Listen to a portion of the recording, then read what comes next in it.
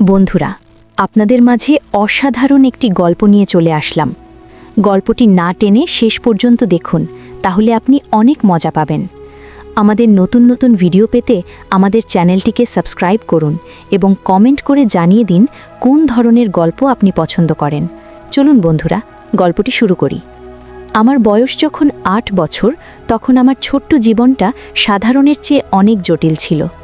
আমার চাচাতো ভাই, যাকে আমি ছোটবেলা থেকেই চিনি, আমাকে কোলে নেওয়ার নাম করে কখনো কখনো আমার সাথে অস্বস্তিকর আচরণ করত।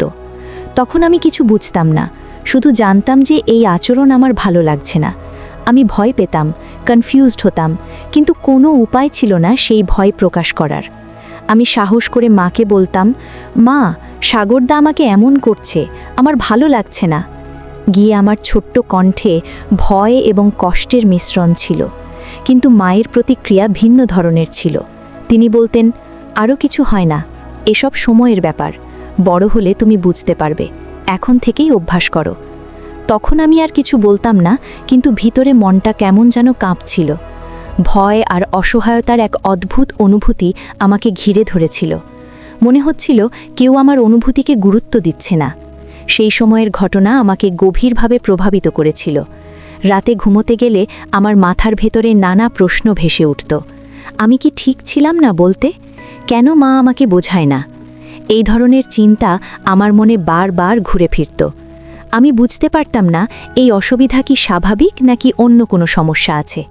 সেই সময় আমার শিশু মনটা এক ধরনের একাকিত্ব, কষ্ট এবং দ্বিধায় ভরা ছিল। বড় হওয়ার সঙ্গে সঙ্গে আমি বুঝতে পারলাম সেই অভিজ্ঞতা আমাকে নিজের সীমা বুঝতে এবং নিজের স্বার্থ রক্ষা করতে শিখিয়েছে। আমি শিখেছি, যদি কোনো আচরণ অস্বস্তিকর হয়, সেটা বলা এবং প্রতিক্রিয়া জানানো অপরাধ নয়। যদিও তখন আমি ছোট ছিলাম এবং বলতে পারতাম না, এখন আমি জানি যে নিজের অনুভূতি প্রকাশ করা সাহসের চিহ্ন। আমি সেই সময়ের স্মৃতি শেয়ার করি, কারণ শেয়ার করলে মনটা হালকা হয়। অনেক সময় আমরা ভেতরে চাপ জমিয়ে রাখি, আর সেটা আমাদের উপর দীর্ঘস্থায়ী প্রভাব ফেলে। আমি চাই আমার গল্প অন্যদেরও সাহায্য করুক। যারা ছোটবেলায় এমন পরিস্থিতিতে ভুগেছে বা এখনও ভুগছে, তারা বুঝুক তারা একা নয়। আমি নিশা, এবং আমি চাই কেউ কখনো নিজের ভয়ে, অসহায়তা বা অস্বস্তি প্রকাশ করতে গিয়ে অবহেলা বা উপেক্ষার সম্মুখীন না হোক। আমি আমার অভিজ্ঞতা শেয়ার করছি, যাতে অন্যরা সাহস পায় এবং নিজেদের সুরক্ষা, আত্মসম্মান ও সীমারেখা বুঝতে শেখে। যখন আমি বড় হলাম, তখন আমি ধীরে ধীরে বুঝতে পারলাম যেসব ঘটনা আমার ছোটবেলায় ঘটেছে তা আমার জন্য শিক্ষা হয়ে গেছে। আমি শিখেছি, ভয়ে থাকা স্বাভাবিক, কষ্ট পাওয়া স্বাভাবিক, কিন্তু নিজেদের সীমা চিহ্নিত করা এবং নিজেকে রক্ষা করা আরও গুরুত্বপূর্ণ। সেই অভিজ্ঞতা আমাকে শক্তিশালী করেছে, আমাকে আরও সচেতন করেছে এবং আমাকে সাহসী হতে শিখিয়েছে। আমি এখন আমার জীবন এবং অনুভূতিগুলো শেয়ার করতে পারি। এই শেয়ারিং আমাকে হালকা করে এবং আমি আশা করি এটি অন্যদেরও কিছুটা সাহস দেবে। আমার গল্পটি শুধুই ব্যক্তিগত নয়, এটি অন্যদের জন্যেও শিক্ষা। আমি জানি অনেকেই হয়তো তাদের কষ্ট লুকিয়ে রাখে, কিন্তু শেয়ার করা মানে কোনো ভুল নয়। এতে আমরা একে অপরের সঙ্গে সংযুক্ত হতে পারি, সাহায্য পেতে পারি এবং আমাদের অভিজ্ঞতা থেকে শক্তি নিতে পারি। আমি নিশা, এবং আমি চাই যারা আমার গল্প পড়বে বা শুনবে তারা বুঝুক, ছোটবেলায় যে যন্ত্রণা আমরা পাই তা আমাদের জীবনের অংশ হতে পারে, কিন্তু তা আমাদের মূল্য, মর্যাদা বা সাহসকে কেড়ে নিতে পারবে না। বড় হওয়ার পরও সেই ছোটবেলার স্মৃতি আমার মনে বারবার ফিরে আসে। তখন আমার ভয়ে, অসহায়তা আর কনফিউজড মন সব মিলেমিশে একটি অদ্ভুত ধাঁধার মতো গঠন করেছিল। ধীরে ধীরে জীবনের ছোট ছোট ঘটনা, মানুষের আচরণ এবং আমার নিজের অনুভূতি আমাকে শেখাচ্ছিল কিভাবে সীমা চিহ্নিত করতে হয়, কিভাবে নিজের শরীর এবং মনে শান্তি রাখার জন্য নিজেকে প্রস্তুত করতে হয়। একদিন বিকেলে আমি উঁচু মাঠে বসেছিলাম। হাওয়া হালকা বয়ে আসছিল, আর সূর্যের আলো গাছের পাতায় ভেসে বেড়াচ্ছিল। সেই শান্ত মুহূর্তে আমি অনুভব করলাম ভয়, আঘাত এবং কষ্ট ধীরে ধীরে কাছ থেকে আমাকে ঘিরে আসছে, কিন্তু এবার ভয় না, বরং উপলব্ধি আর সাহস নিয়ে। আমি বুঝতে পারলাম ছোটবেলায় যা ঘটেছে তা আমার জীবনের অংশ, কিন্তু এটি আমাকে আরও শক্তিশালী এবং সতর্ক করেছে। আমি ধীরে ধীরে সেই সব স্মৃতি আমার চোখের সামনে উন্মুক্ত করি, একে একে অনুভব করি সেই ছোট্ট অস্বস্তিকর মুহূর্তগুলো, সেই অসহায়তা আর মায়ের কথার ব্যাখ্যা না বোঝা সব কিছু। কিন্তু এবার আমি ভয়ে কাঁপিনি। ধীরে ধীরে আমি তাদের কাছে এসেছি, তাদের সঙ্গে শান্তি করেছি। আমি শিখেছি তাদের সমালোচনা বা অবহেলা আমাকে সংজ্ঞায়িত করে না। প্রতিটি স্মৃতি ধীরে ধীরে আমার কাছে আসছিল, যেন এক এক করে আমাকে আমার নিজের শক্তি, নিজের সীমা, নিজের পরিচয় দেখাচ্ছিল। আমি বুঝতে পারলাম যেটা তখন অসহায়তা মনে হতো, এখন সেটা আমার সাহস, নিজের অনুভূতি চিহ্নিত করার ক্ষমতা এবং নিজের সুরক্ষা শেখানোর অভিজ্ঞতা। আমি ধীরে ধীরে উপলব্ধি করলাম ভয় এবং কষ্টই আমাকে শক্তিশালী করেছে, আমাকে আমার আত্মসম্মান বুঝতে শিখিয়েছে। আমি ধীরে ধীরে সেই সবকে গ্রহণ করি, তার কাছ থেকে শিক্ষা নিই। আর ধীরে ধীরে সেই ছোটবেলার ভয় আমার কাছে আসতে থাকলেও আমি স্থির থাকি, শান্ত থাকি। এভাবেই ধীরে ধীরে আমি নিজের ভয়ে, কষ্ট এবং স্মৃতির সঙ্গে খাপ খাইয়ে চলি। আর ধীরে ধীরে সেই সব স্মৃতি আমাকে শক্তিশালী করে, আমাকে আরও সচেতন করে এবং আমাকে শেখায় নিজের সীমা বোঝা, নিজের জন্য দাঁড়ানো এবং নিজের নিরাপত্তা রক্ষা করা সবচেয়ে গুরুত্বপূর্ণ। সময় গড়াতে গড়াতে আমি ধীরে ধীরে বুঝতে শুরু করি যে ছোটবেলার সেই অস্বস্তিকর মুহূর্তগুলো আমার জীবনের একটি গুরুত্বপূর্ণ শিক্ষা। আমি শিখলাম যে ভয় তখন আমাকে আটকে রেখেছিল, এখন সেটাই আমাকে সতর্ক করেছে। একদিন আমি সবুজ উদ্যানে বসেছিলাম, হাওয়া হালকা, গাছের পাতায় সূর্যের আলো নরমভাবে ভেসে আসছিল। ধীরে ধীরে আমি সেই সব স্মৃতি মনে করতে লাগলাম। সাগরদার আচরণ, আমার ছোট্ট কণ্ঠে কি মা আমার ভালো লাগছে না বলা, আর মায়ের সেই ব্যাখ্যা। তখন যা বোধ করেছিলাম সেই অস্বস্তি, ভয় এবং অসহায়তা। কিন্তু এবার ভয় আমাকে নিয়ন্ত্রণ করছিল না। ধীরে ধীরে আমি সেই সমস্ত অনুভূতির মুখোমুখি হলাম। আমি ভাবলাম আমি এখন বড়, আমি নিজের অনুভূতি বুঝি আর আমি নিজেকে রক্ষা করতে পারি। কি ছোটবেলার সেই সব কষ্ট ধীরে ধীরে কাছে আসছিল, কিন্তু এবার সেটা আমাকে দমন করছে না, বরং আমাকে শক্তিশালী করছে। প্রতিটি স্মৃতি ধীরে ধীরে আমার কাছে আসছিল, যেন এক এক করে আমাকে শেখাচ্ছে নিজেকে বোঝো, নিজের সীমা চিহ্নিত করো আর নিজের জন্য দাঁড়াও। আমি অনুভব করলাম যে ভয় এবং কষ্ট আমার ছোটবেলায় আমাকে অসহায় করেছিল, এখন সেটা আমার সাহস, সচেতনতা এবং শক্তির অংশ হয়ে গেছে। আমি ধীরে ধীরে শিখলাম কষ্ট এবং ভয়কে লুকানোর দরকারই নেই, বরং তাদের সঙ্গে খাপ খাইয়ে নেওয়া, তাদের থেকে শিক্ষা নেওয়া এবং নিজেকে আরও শক্তিশালী করা, এইটাই প্রকৃত সাহস। আমি ধীরে ধীরে সেই সব স্মৃতিকে গ্রহণ করলাম আর বুঝলাম যা ঘটেছে তা আমার জীবনের অংশ, কিন্তু তা আমাকে সংজ্ঞায়িত করে না। একবারে না, ধীরে ধীরে আমি নিজের ভয়, কষ্ট এবং স্মৃতির সঙ্গে শান্তি স্থাপন করতে শুরু করি। আর সেই শান্তি আমাকে শক্তি দেয়, আমাকে সচেতন করে এবং আমাকে শেখায় নিজের সুরক্ষা, নিজের সীমা, নিজের মূল্য এবং আত্মসম্মান সবচেয়ে গুরুত্বপূর্ণ। বিকেল ধীরে ধীরে রাতের আধারে মিশতে শুরু করেছে। বাতাস হালকা ঠান্ডা, গাছের পাতার ফিসফিস শব্দ যেন অদ্ভুত কিছু বলছে। আমি জানালার পাশে বসে নিজের শ্বাস নিয়ন্ত্রণ করার চেষ্টা করছিলাম, কিন্তু হৃদয় দ্রুত ধরভর করছে। সেই ছোটবেলার স্মৃতি ধীরে ধীরে আমার মনে ফিরে আসে। সাগরদার অস্বস্তিকর আচরণ, মায়ের ব্যাখ্যা আর সেই ভয় যা আমি তখন বুঝতে পারিনি। হঠাৎ দূরের সরু পথে এক ঝাপসা ছায়া নড়ল। আমি চমকে উঠলাম, মনে হলো কেউ বা কিছু আমাকে পর্যবেক্ষণ করছে। হঠাৎ আমার ফোন বেজে উঠল। আরিয়ানের নাম দেখেই আমি একটু স্থির হলাম। সে ফিসফিস কণ্ঠে বলল, নিশা, তুমি কি প্রস্তুত? এখনই চূড়ান্ত মুহূর্ত। আমি ভয়ে, উত্তেজনা এবং কৌতূহলের মিশ্রণ নিয়ে ফিসফিস করে বললাম, হ্যাঁ, আমি প্রস্তুত। কি আরিয়ান আমাকে ধীরে ধীরে নির্দেশ দিল, বাইরে বের হও, গাছের নিচে থাকা বাক্স খুঁজে বের করো, কিন্তু সাবধান, সব কিছুই তোমার সতর্কতার উপর নির্ভর করছে। আমি গভীর শ্বাস নিলাম আর ধীরে ধীরে জানালার বাইরে বের হলাম।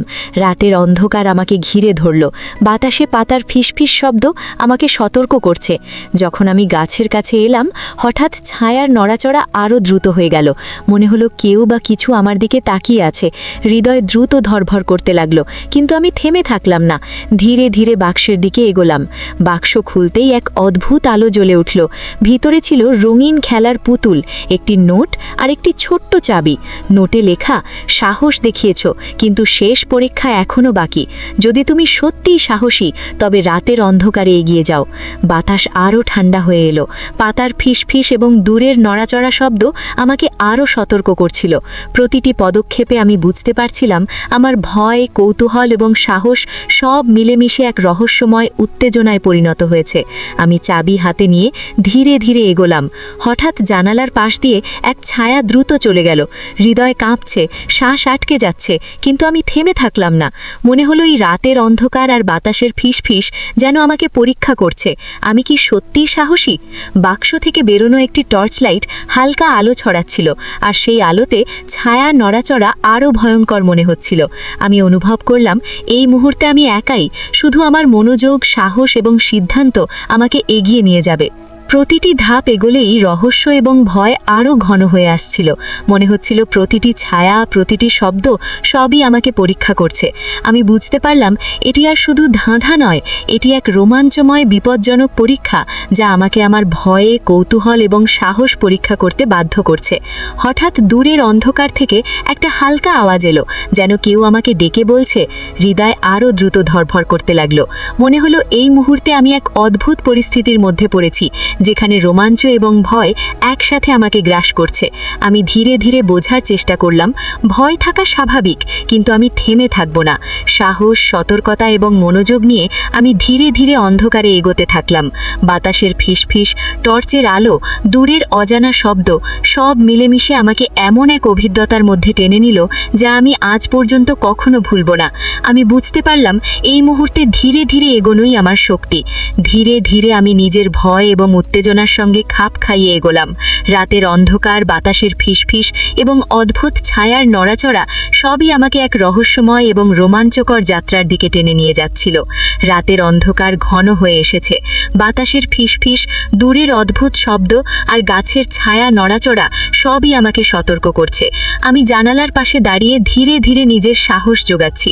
মনে হলো এই মুহূর্তে পৃথিবীর সমস্ত ধ্বনি, আলো এবং ছায়া আমার মনকে পরীক্ষা করছে। হঠাৎ দূরের সরু পথে হালকা ঝাপসা ছায়া নড়ল। আমি স্থির হয়ে দাঁড়ালাম, চোখ বড় করে তাকালাম। মনে হলো কেউ বা কিছু আমাকে পর্যবেক্ষণ করছে। আমার হৃদয় দ্রুত ধরফর করতে লাগলো, শ্বাস আটকে যাচ্ছিল। ঠিক তখনই আমার ফোন বেজে উঠল। আরিয়ানের নাম দেখেই ভয় আর উত্তেজনার মিশ্রণ আমাকে জড়িয়ে ধরল। ফিসফিস কণ্ঠে সে বলল, নিশা, তুমি কি প্রস্তুত? চূড়ান্ত মুহূর্ত শুরু হয়েছে। আমি নিজের ভয় নিয়ন্ত্রণ করে ফিসফিস করে বললাম, হ্যাঁ, আমি প্রস্তুত। কি আরিয়ান আমাকে ধীরে ধীরে নির্দেশ দিল, গাছের নিচে থাকা বাক্সের দিকে ধীরে ধীরে এগো। সাবধান, প্রতিটি পদক্ষেপ তোমার সতর্কতার উপর নির্ভর করছে। ভুল করা মানে তুমি সব হারাবে। আমার হৃদয় আরও দ্রুত ধরফর করতে লাগলো। আমি জানালার বাইরে ধীরে ধীরে নামলাম। বাতাস ঠান্ডা, রাতের অন্ধকার আর টর্চের নরম আলো সব মিলেমিশে এক রহস্যময় পরিবেশ তৈরি করছিল। গাছের কাছে পৌঁছে আমি থেমে দাঁড়ালাম। হঠাৎ বাতাসের সঙ্গে এক ছায়া ঝাপসা করে পাশ দিয়ে গেল। আমি চমকে উঠলাম। মনে হলো কেউ বা কিছু আমাকে পর্যবেক্ষণ করছে, কিন্তু থেমে থাকলে আমি সব হারাবো। তাই আমি সাহস জোগায় ধীরে ধীরে বাক্সের দিকে এগোলাম। বাক্স খুলতেই এক ঝলমলে আলো জ্বলল। ভিতরে ছিল রঙিন খেলার পুতুল, একটি নোট আর একটি ছোট্ট চাবি। নোটে লেখা, সাহস দেখিয়েছ, কিন্তু আসল পরীক্ষা এখনও বাকি। যদি তুমি সত্যিই সাহসী, তবে রাতের অন্ধকারে এগিয়ে যাও। বাতাস আরও ঠান্ডা হয়ে এলো। পাতার ফিসফিস আর দূরের ছায়া আমাকে আরও সতর্ক করছিল। প্রতিটি পদক্ষেপে আমি বুঝতে পারছিলাম আমার ভয়, কৌতূহল এবং সাহস সব মিলেমিশে এক রহস্যময় উত্তেজনায় পরিণত হয়েছে। আমি চাবি হাতে নিয়ে ধীরে ধীরে এগোলাম। হঠাৎ জানালার পাশ দিয়ে এক ছায়া দ্রুত চলে গেল। হৃদয় কাঁপছে, শ্বাস আটকে যাচ্ছে, কিন্তু আমি থেমে থাকলাম না। মনে হলো এই রাতের অন্ধকার আর বাতাসের ফিসফিস যেন আমাকে পরীক্ষা করছে। আমি কি সত্যিই সাহসী? বাক্স থেকে বেরোনো একটি টর্চ লাইট হালকা আলো ছড়াচ্ছিল, আর সেই আলোতে ছায়া নড়াচড়া আরও ভয়ঙ্কর মনে হচ্ছিল। আমি অনুভব করলাম এই মুহূর্তে আমি একাই, শুধু আমার মনোযোগ, সাহস এবং সিদ্ধান্ত আমাকে এগিয়ে নিয়ে যাবে। প্রতি ধাপ এগোলেই রহস্য আরও ঘন হয়ে আসছিল। মনে হচ্ছিল প্রতিটি শব্দ, প্রতিটি ছায়া আমাকে নতুন চ্যালেঞ্জের মুখোমুখি করছে। হঠাৎ দূরের অন্ধকার থেকে হালকা আলো এবং ফিসফিস শব্দের সঙ্গে এক অজানা স্বর ভেসে এলো। নিশা, তুমি এক ধাপ দূরে দাঁড়িয়েছ। তুমি প্রস্তুত? হৃদয় কাঁপছে, শ্বাস আটকে যাচ্ছে, কিন্তু আমি থেমে থাকলাম না। মনে হলো থামলে আমি সব হারাবো। আমি ধীরে ধীরে এগোলাম এবং সেই মুহূর্তে বুঝতে পারলাম রোমাঞ্চের চূড়ান্ত মুহূর্ত আসছে। টর্চের আলোতে দেখা গেল বাক্সের পাশে আরও একটি ছোট দরজা, যা আগের কোনো চিহ্নের মতো মনে হচ্ছিল না। আমি বুঝতে পারলাম এটি আসল রহস্যের প্রবেশদ্বার। ধীরে ধীরে সমস্ত ভয়, কৌতূহল এবং সাহসের মিলিত অনুভূতি নিয়ে আমি দরজার দিকে এগোলাম। বাতাস হঠাৎ থমকে গেল, পাতার ফিসফিস স্তব্ধ হয়ে গেল। মনে হলো পুরো রাতটাই আমাকে এক নতুন পরীক্ষা দিতে প্রস্তুত। আমি জানলাম এই দরজা খুললেই সব চূড়ান্ত হয়ে যাবে, আর আমি প্রস্তুত। ধীরে ধীরে হৃদয়কে শক্ত করে সাহসের সাথে সেই দরজা খুলব। রাতের অন্ধকার ঘন হয়ে আসছে, বাতাস হালকা ঠান্ডা, আর গাছের পাতার ফিসফিস শব্দ আমাকে সতর্ক করছে। আমি জানালার পাশে দাঁড়িয়ে গভীর শ্বাস নেই। মনে হলো এই মুহূর্তে পৃথিবীর সব শব্দ, আলো, ছায়া সব মিলেমিশে আমার সাহস পরীক্ষা করছে। হঠাৎ দূরের সরু পথ থেকে একটি ঝাপসা ছায়া নড়ল। আমি চমকে উঠি, হৃদয়ে দ্রুত ধড়ফড় করতে লাগলো। মনে হলো কেউ বা কিছু আমাকে পর্যবেক্ষণ করছে। ঠিক তখনই আমার ফোন বেজে ওঠে। আরিয়ানের নাম দেখে আমি স্থির হয়ে যাই। ফিসফিস কণ্ঠে সে বলল, নিশা, তুমি কি প্রস্তুত? চূড়ান্ত মুহূর্ত এখন শুরু। ভয়, উত্তেজনা আর কৌতূহল সব মিলেমিশে আমার রক্তকে উত্তেজিত করছে। আমি ফিসফিস করে বলি, হ্যাঁ, আমি প্রস্তুত। কি? আরিয়ান আমাকে নির্দেশ দেয়, গাছের নিচে থাকা বাক্সের দিকে ধীরে ধীরে এগো। প্রতিটি পদক্ষেপ সাবধানতার সঙ্গে, ভুল করলে সব হারাবে। আমি ধীরে ধীরে জানালার বাইরে নামি।